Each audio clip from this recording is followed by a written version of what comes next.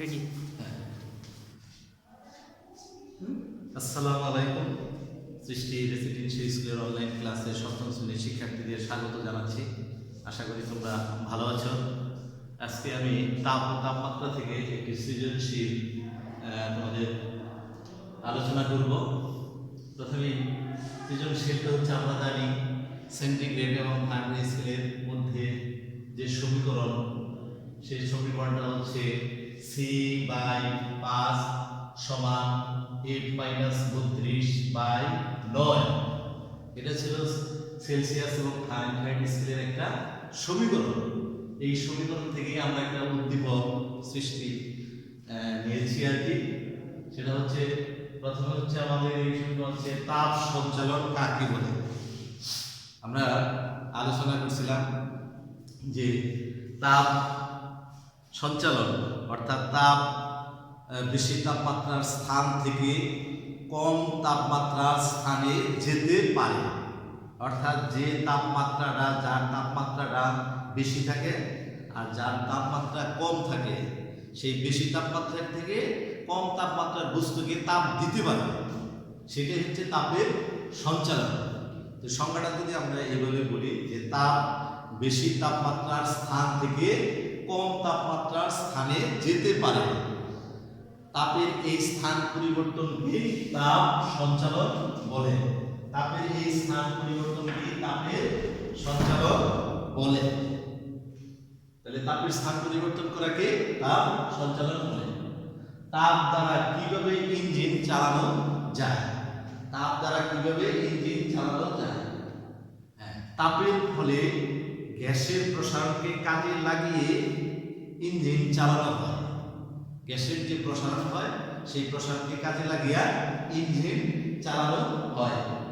Engine চালানোর সময় জ্বালানি পুড়িয়ে তাপ দিয়ে বায়ুকে প্রসারিত করা হয়।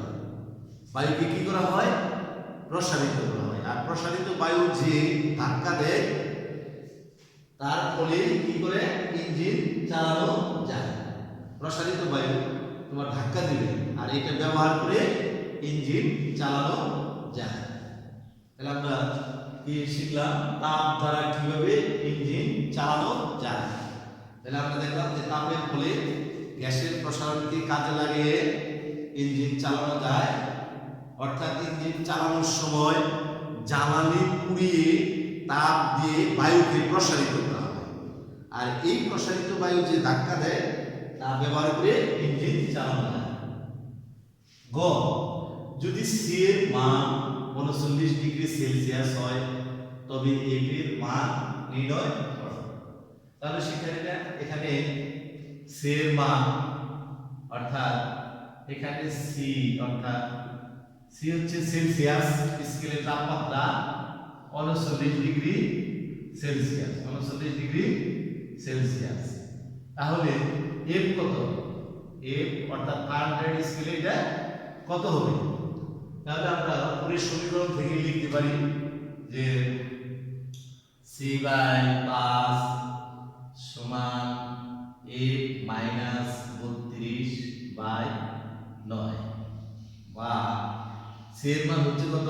39/5 সমান F-32/9। ঠিক আছে? তোমরা কিন্তু খাতায় ফেলো, না বুঝলে বলবে। তাহলে আমি এখন কোনাকুনি গুণন করি। তাহলে 5 গুণন F-32 সমান 39 গুণন 9। 39 গুণন কত? 9।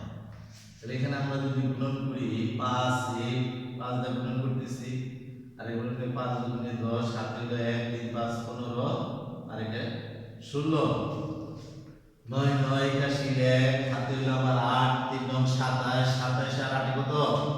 27 আর 8 হয় 35। তাহলে 351। আমরা জানি 5 সমান পক্ষান্তর করব, তাহলে 160 কে এই পাশে নিয়ে যাব। 351 যেহেতু মাইনাস আছিল, বিয়োগ আছিল, তাহলে এই পাশে গেলে যোগ হয়ে যাবে। তাহলে 5 সমান কত? এত যোগ করো 1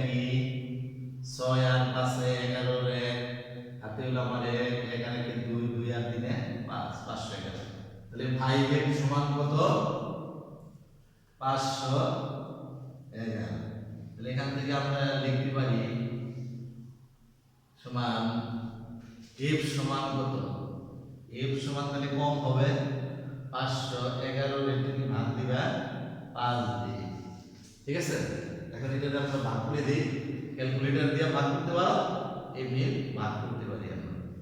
তাহলে 5 এর মধ্যে যাই কয়বার, একবার, 5 অক্ষে 5 মিলে গেল, আলো এক কেটে একের মধ্যে যায় না, কোনো শূন্য, আলো পাশের এক কেটে, তাহলে 5 দুগুণে 10, 5 দুগুণে কত 10, বের করলে থাকে এক, একে মিলাই গেল, তাহলে যায় না, 10 মিনিটের জন্য একটা শূন্য, 5 দুগুণে 10 মিলে গেল। তাহলে দেখা যাচ্ছে যে এফ সমান কত হলো, এফ সমান আমাদের 102.2 ডিগ্রি ফারেনহাইট, 102.2 ডিগ্রি ফারেনহাইট, অর্থাৎ এফ সমান কত 102.2 ডিগ্রি ফারেনহাইট।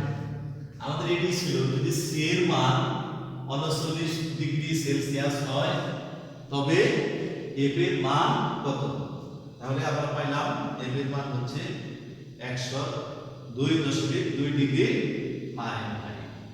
যে তাপমাত্রায় সেলসিয়াস স্কেলে 39 ডিগ্রি, সেই তাপমাত্রায় ফারেনহাইট স্কেলে হয় 102.2 ডিগ্রি ফারেনহাইট। তো শিক্ষার্থীরা নিশ্চয়ই তোমরা এটা বুঝতে পারছো, একটা সহজ অঙ্ক ছিল। তো এখন আমরা গ নাম্বার, কোন তাপমাত্রায় সিও এর পরস্পর সমান, সিও এর পরস্পর সমান, ঠিক আছে। এখন আমরা এটা করব গ নাম্বার, এটা যদি আমি এখন মুছে ফেলি,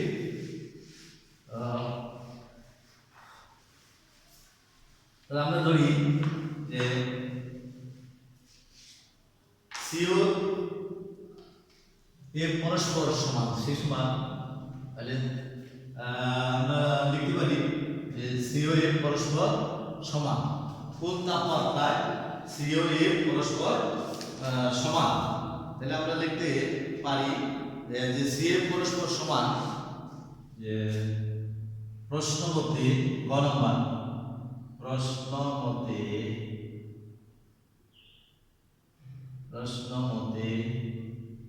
সিও এর পরস্পর সমান, পরস্পর সমান, সিও পরস্পর সমান মানে কি, সি সমান এমন একটা তাপমাত্রা আছে যে সি এবং এ পরস্পর সমান হবে কত ডিগ্রি তাপমাত্রায়, প্রশ্নটা হচ্ছে এইরকম যে কত ডিগ্রি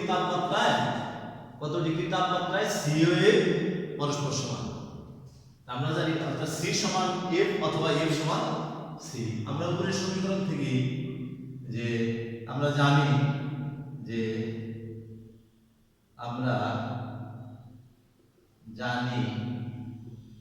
সমান সি বাই 5 সমান এফ মাইনাস 32/9, ঠিক আছে। এই সমীকরণ জানি, সি সমান কি এফ, অর্থাৎ সি এর মান এফ বসাইতে পারি অথবা এফ এর মান সি বসাইতে পারি। তাহলে আমরা সমান সি এর সমান এফ বসালাম, এফ সমান সি বসালাম, তাহলে সি বাই সি মাইনাস 32/9, ঠিক আছে। এখন আমি ক্রস গুণন করি, তাহলে 9 গুণন সি সমান 5 গুণন সি মাইনাস 32, ঠিক আছে। তাহলে 9c সমান 5c মাইনাস কত, 5 দুগুণে 10, 3 5 15 60, তাহলে পক্ষান্তর করি, 9c মাইনাস 5c সমান মাইনাস 160, ঠিক আছে। এখানে 9c থেকে 5c গেলে কত c থাকে, 4c সমান কত 160, তাহলে c কত, c সমান তাহলে কম 160 এর ভাগ দিয়ে দাও 60, ঠিক আছে। তাহলে ভাগ করলে কত হলো, 4 লক্ষে 4, 4 ছাড়া 0 আর একটা 0, তাহলে c সমান মাইনাস 40 ডিগ্রি, অর্থাৎ মাইনাস 40 ডিগ্রি তাপমাত্রায় হচ্ছে সিও ও এফ পরস্পর সমান। মাইনাস 40 ডিগ্রি তাপমাত্রায় হচ্ছে সিও এফ অর্থাৎ সেলসিয়াস ও ফারেনহাইট স্কেলের মান একই হয়, অর্থাৎ মাইনাস 40 ডিগ্রি তাপমাত্রায় সেলসিয়াস ও ফারেনহাইট স্কেলের মান একই হয়। ঠিক আছে, তাহলে এটাই ছিল আমাদের যে কোন তাপমাত্রায় সি ও এফ পরস্পর সমান হয়। তাহলে আমাদের উত্তর লিখতে হবে যে সিও -40 ডিগ্রি তাপমাত্রায় 40 ডিগ্রি তাপমাত্রায় সিও এফ পরস্পর সমান। শেষে আমরা এটা লিখে দিব, তাহলে যে মাইনাস এখানে লিখে দাও, সেটা মুছে লিখে দিই। তাহলে এরপরে লেখা দিবা তোমরা যে -40 ডিগ্রি তাপমাত্রায়, কোন তাপমাত্রায়? -40 ডিগ্রি তাপমাত্রায় সেলসিয়াস ও ফারেনহাইট -40 ডিগ্রি সেলসিয়াস তাপমাত্রায় সেলসিয়াস ও ফারেনহাইটের মান একই হয়। স্কেলের মান একই হয়, একই রকম হয়, একই হয়, তাহলে সমান হয়। ঠিক আছে, এটি হচ্ছে আমাদের উত্তর। তো শিক্ষার্থীরা, তাহলে আমরা সহজে এই সমীকরণ থেকে গ এবং ঘয়ের নাম্বার প্রশ্নের উত্তর পেলাম। আর আমরা সংজ্ঞা জানি, তাপ সঞ্চালন কাকে বলে আমরা জানলাম, তাপ দ্বারা কিভাবে ইঞ্জিন চালানো হয় সেটাও জানিস। তো তোমরা ভালো থাকো, সুন্দর থাকো, সুস্থ থাকো। এর পরবর্তী ক্লাসে আমি আবার তোমাদের সৃজনশীল নিয়ে আসবো। ধন্যবাদ সবাইকে।